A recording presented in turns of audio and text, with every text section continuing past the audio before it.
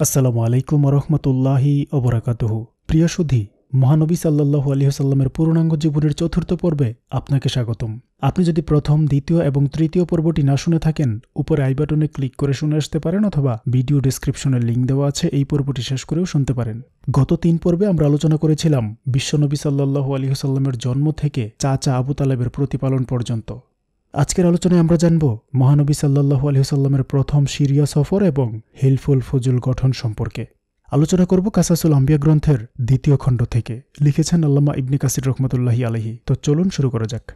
রাসূল আকরাম সাল্লাল্লাহু আলাইহি ওয়াসাল্লামের 12 বছর বয়সকালে একবার আবু তালেব বাণিজ্যের উদ্দেশ্যে শাম দেশে তথা সিরিয়ায় গমনের প্রস্তুতি গ্রহণ করেন। একই তো সফর খুবই কষ্টকর বিষয়, তদুপরি অনেক দূর দূরান্তের পথ। তাই হযরত আবু তালেব এতিম ভাতিজাকে সঙ্গে নেওয়ার জন্য মানসিকভাবে প্রস্তুত ছিলেন না। কিন্তু যাত্রাকালে ভাতিজার কঠোর বায়না তিনি তাকে সাথে নিতে বাধ্য হন।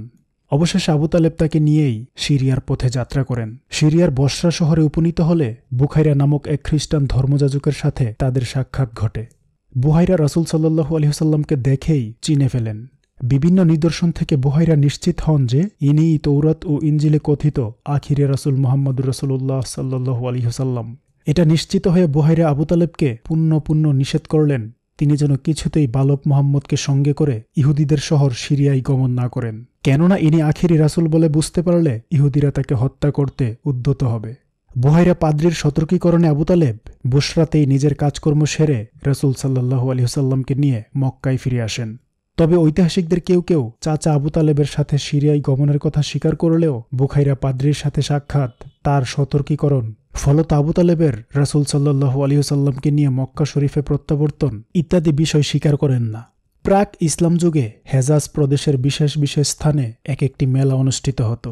এই সকল মেলার সময় যতই ঘনিয়ে আসত ততই আরবদের মাঝে সাজসজ্জার ভর পড়ে যেত। এ সকল মেলায় বাণিজ্য দ্রব্যাদির ক্রয় বিক্রয় পুরোদমে চলত। এতদ্যতীত কবিদের কবিতার লড়াই এবং গোত্র বিশারদ পণ্ডিতগণের মেধা প্রতিভার পরীক্ষা হতো। বিভিন্ন গোত্র সম্প্রদায়ের প্রধান প্রধান কবিগণ সাহিত্যিক সহযোগিতা হিসাবে আসরে অবতরণ করে নিজেদের অসাধারণ ধীশক্তি ও প্রতিভার পরিচয় দিতেন। বীর যোদ্ধাগণ নিজেদের শৌর্য বীর্য, রণপাণ্ডিত্য ও অতীত বিজয় কাহিনী আবৃত্তি করে মেলায় উত্তেজনার সৃষ্টি করত। জুয়া খেলা, মদ্যপান ও বাজি রেখে ঘোড়দৌড় তো খুব চলত। এই ধরনের মেলাগুলোর মধ্যে উকাজ মেলা ছিল সর্বপ্রধান। উকাজের মতো এই ধরনের আরও যেসব মেলা অনুষ্ঠিত হতো সেগুলোতে বংশীয় কৌলিন্যের স্পর্ধা, মদপান, জুয়া, ঘোড়দৌড়, বীরত্বের বড়াই এবং বেবিচার জাঁকজমকের প্রধান উপকরণ ছিল। অনেক সময় এই ধরনের মেলা থেকে সর্বনাশা যুদ্ধ বিগ্রহের সূত্রপাত হতো। উকাজ মেলা থেকেই ফেজার যুদ্ধের দাবানল প্রজ্বলিত হয়ে ওঠে এবং ক্রমশত হেজাজ প্রদেশের প্রায় সবকটি গোত্র সম্প্রদায়ে ছড়িয়ে পড়ে। রাসূলুল্লাহ সাল্লাল্লাহু আলাইহি ওয়াসাল্লাম কৈশোর থেকে যৌবনে পদার্পণ করেছেন। হেজাজ যুদ্ধেরও সূত্রপাত হয়েছে। এই সময় তার বয়স যে কত ছিল তা নির্ধারণ খুবই কঠিন বিষয়। এ বিষয়ে ঐতিহাসিকদের মাঝে বিস্তর মতভেদ পরিলক্ষিত হয়। একদলের মতে রাসূল সাল্লাল্লাহু আলাইহি ওয়াসাল্লামের 10 বছর বয়সে হেজাজ যুদ্ধের সূত্রপাত হয়ে 15 বছর বয়সে অবসান হয়। ঐতিহাসিক ইবনে হাশাম ও ইবনে ইসহাক বলেন, হারবুল ফেজার রাসূল সাল্লাল্লাহু আলাইহি ওয়াসাল্লামের 14 বছর বয়সের সময় শুরু হয়ে 20 বছর বয়সে শেষ হয়। অনেক প্রখ্যাত গ্রন্থাকার এবং পরবর্তী যুগের ঐতিহাসিক এই মতটি সঠিক বলে গ্রহণ করেছেন, কারণ এটা সর্ববাদী সম্মত সত্য যে রাসূল সাল্লাল্লাহু আলাইহি ওয়াসাল্লাম এই সময় বয়সপ্রাপ্ত হয়েছিলেন বলেই চাচারা তাকে যুদ্ধক্ষেত্রে নিয়ে গিয়েছিলেন। তার কাজ ছিল চাচাদেরকে তীর কুড়িয়ে দেওয়া। হারবুল ফেজার প্রথম কুরাইশ এবং কায়স গোত্রের মধ্যে শুরু হলেও তৎকালীন আরবে প্রচলিত প্রথা অনুসারে এই দুই গোত্রের আত্মীয় ও বন্ধু গোত্রসমূহ উভয় পক্ষে যোগ দেয়। ফলত এই যুদ্ধ সমগ্র আরবে ছড়িয়ে পড়ে। 4 বারের জয় পরাজয় ও বহু বলিদানের পর 5ম বছর সন্ধিসূত্রে এই যুদ্ধের অবসান ঘটে। সম্মানিত সুধী, একটু আগে আমরা জানতে পেরেছি যে রাসূল সাল্লাল্লাহু আলাইহি ওয়াসাল্লাম তার চাচাদের সাথে হারবুল ফেজারে যোগদান করেছিলেন। তার কাজ ছিল চাচাদেরকে তীর কুড়িয়ে দেওয়া। এই যুদ্ধে তার চাচা জুবাইর ইবনে আব্দুল মুত্তালিব ছিলেন স্বগোত্রের যুদ্ধ পতাকাবাহী। জুবাইর ও তার ভ্রাতাগণ পূর্বেও ন্যায় অন্যায় বহু যুদ্ধে যোগদান করেছেন। বহু স্বদেশী বিদেশি আত্মীয় অনাত্মীয়কে নিজ হস্তে নিহত করেছেন। কিন্তু কোনো যুদ্ধেই তাদের মনে কোনো প্রকার ভাবান্তর বা মানসিক ব্যথা জাগে নাই, বরং এসব দৃশ্য দর্শনে তারা আনন্দ লাভ করত। কিন্তু হারবুল ফেজারে জুবাইরের সেই আনন্দ ছিল না। যুদ্ধের নিষ্ঠুরতা দর্শনে আনন্দ উপভোগের মতো পাশবিকতা তার অন্তর্জগৎ হতে বিদায় গ্রহণ করে। হারবুল ফেজার ক্ষেত্র হতে ফিরে আসার পর থেকেই অত্যাচার ও অন্যায় অবিচারের বিরুদ্ধে সংগ্রামে প্রবৃত্ত হতে বদ্ধপরিকর হন। জুবাইরের চিন্তামূলে এইরূপ নাড়া প্রদানের মূল শক্তি হলেন আমেনার এতিম মুহাম্মদুর রাসূলুল্লাহ সাল্লাল্লাহু আলাইহি ওয়াসাল্লাম। সমরক্ষেত্র ত্যাগের পর থেকে জুবাইর এমন একটি সেবক সংগঠনের চিন্তা করেছিলেন যারা অন্যায় অত্যাচার ও ব্যভিচারের বিরুদ্ধে রুখে দাঁড়াবে। সুতরাং উল্লিখিত রূপচিন্তা তড়িৎ সম্পন্ন সব যুবককে নিয়ে একটি পরামর্শ সভা অনুষ্ঠানের সিদ্ধান্ত হয়। নির্দিষ্ট দিনে জুবাইরের আহ্বানে বনি হাশেম সহ অন্যান্য গোত্রের কতিপয় বিশিষ্ট ব্যক্তি একত্রিত হয়ে অত্যাচার অবিচার ও অন্যায়ের প্রতিকার প্রতিবিধানের চিন্তা করতে শুরু করেন। আগে থেকে আরবে প্রচলিত নিয়ম ছিল নিজেদের আত্মীয় স্বজন স্ববংশ কোনো অন্যায় করলে যত বড় অন্যায় করুক না কেন তাকে সমর্থন করতে হবে, তার সপক্ষে অস্ত্র ধারণ করতেই হবে। আলোচ্য পরামর্শ সভায় উপস্থিত সকলে একমত হয় যে আরবে প্রচলিত পন্থা নিতান্তই অন্যায় এবং সর্বপ্রকার সর্বনাশের মূলীভূত কারণ।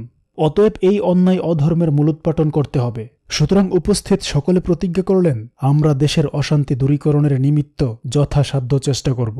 বিদেশি লোকদের ধন প্রাণ ও মান সম্ভ্রম রক্ষায় যথাসাধ্য প্রচেষ্টা অব্যাহত রাখব। সহায় সম্বলহীন দরিদ্র লোকদের সহায়তা দানে কুণ্ঠিত হব না। অত্যাচারীর অত্যাচার প্রতিহত করব এবং দেশবাসীকে অত্যাচারীর কবল থেকে রক্ষা করতে সবাই প্রাণপণ চেষ্টা অব্যাহত রাখব। উপস্থিত সকলে আল্লাহর নামে শপথ করে প্রতিজ্ঞাবদ্ধ হলেন। তারা উৎপীড়িত অত্যাচারীদের পক্ষে সমর্থন করবেন এবং অত্যাচারীদের অধিকার আদায় না করে ক্ষান্ত হবেন না। যতদিন সাগরে এক ফোঁটা পানি অবশিষ্ট থাকবে ততদিন এই প্রতিজ্ঞাও অবশিষ্ট থাকবে। হালফুল ফজুলের প্রতিজ্ঞা অনুসারে কিছুদিন পর্যন্ত বেশ কাজ হয়েছিল। কালক্রমে বিশেষত ইসলামের আবির্ভাবের পর প্রায় সকলেই এই প্রতিজ্ঞার বিষয় প্রায় ভুলেই বসেন। কিন্তু যিনি এর প্রধানতম উদ্যোক্তা তিনি জীবনের কোনো মুহূর্তেই এই প্রতিজ্ঞার কথা বিস্মৃত হন নাই। তাই বদর যুদ্ধের বন্দীদের সম্পর্কে ব্যবস্থা গ্রহণ প্রসঙ্গে তিনি এই প্রতিজ্ঞার কথা উল্লেখ করেছিলেন বলে ইতিহাসে দেখা যায়। রাসূল সাল্লাল্লাহু আলাইহি ওয়াসাল্লাম বাল্যকালে হযরত হালিমার সন্তানদের সাথে ছাগল চরাতে উন্মুক্ত ময়দানে গমন করতেন। বুখারী, মুসলিম ও অন্যান্য অনেক হাদিস গ্রন্থে উদ্ধৃত হয়েছে তিনি যৌবনে পদার্পণ করে ব্যবসা বাণিজ্যের সাথে যুক্ত হবার পূর্বে ছাগল ও মেষ চরাতেন এবং এ থেকে যা উপার্জিত হতো তা দিয়েই জীবিকা নির্বাহ করতেন। এ সময় তিনি ছাগলপাল নিয়ে দূর প্রান্তরে এবং উচ্চ উপত্যকায় গমন করতেন। সেখানে ছাগ শিশুর লাফালাফি আবার মায়ের ডাকে প্রত্যাবর্তন উপত্যকা ভূমির বিভিন্ন বৃক্ষ হতে সুপক্ষ ফল আহরণ ও ভক্ষণ তার অন্তঃকরণে সতত এই চিন্তা জাগিয়ে তুলত, যিনি এসবের স্রষ্টা তিনি না জানি কেমন। মাঠ থেকে নগরে প্রত্যাবর্তনের পর আবার তার কর্মসাধনা শুরু হয়ে যেত।